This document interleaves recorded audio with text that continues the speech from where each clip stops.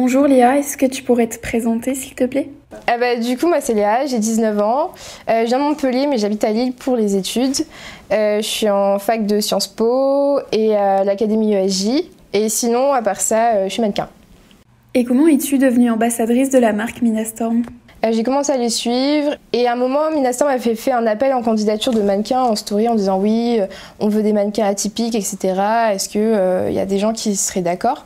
Et donc du coup, j'avais rempli ce formulaire et puis au final, ça s'est fait comme ça. Et qu'est-ce que tu penses des valeurs que prône la marque? J'aime beaucoup l'idée que ce soit pas la marque de lingerie qui vend que des tailles 34 ou qui s'arrête au 38. On peut se reconnaître partout, il y a des femmes de couleur, il y a des femmes qui ont des vergetures, il y en a des minces, il y en a des grosses, il y a de tout.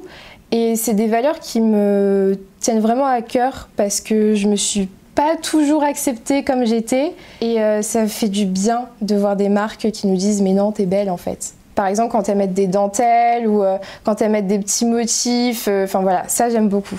Et lors de tes différents shoots, comment était l'ambiance de travail? Assez amicale, parce qu'au final, ils regroupent des gens qui ont les mêmes valeurs. Ça te permet de te réapproprier ton corps, rencontrer aussi des personnes qui t'aident à te le réapproprier. Et est-ce que tu penses que c'est la fin du modèle des mannequins dit cintre avec l'arrivée petit à petit dans notre société du mouvement body positive? Je pense pas que ce soit réellement la fin de tout ça. Je viens quand même d'une socialisation primaire qui a été hyper normalisée avec des standards de beauté comme dans les magazines, etc.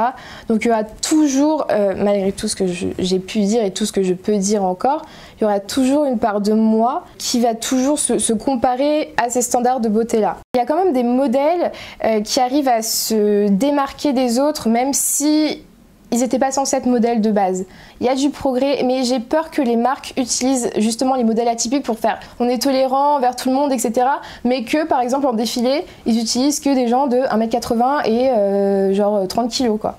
Moi, je pense qu'il faudrait juste cohabiter, en fait, et si tu as envie d'être modèle, si tu as le visage pour, si tu as le charisme pour, bah fonce, et peu importe la taille que tu fais, les problèmes que tu rencontres, si tu as de l'acné sur la peau, on s'en fout en fait. Si tu réussis à faire passer un truc à travers ta photo et à travers comment tu défiles, c'est ça qui est génial.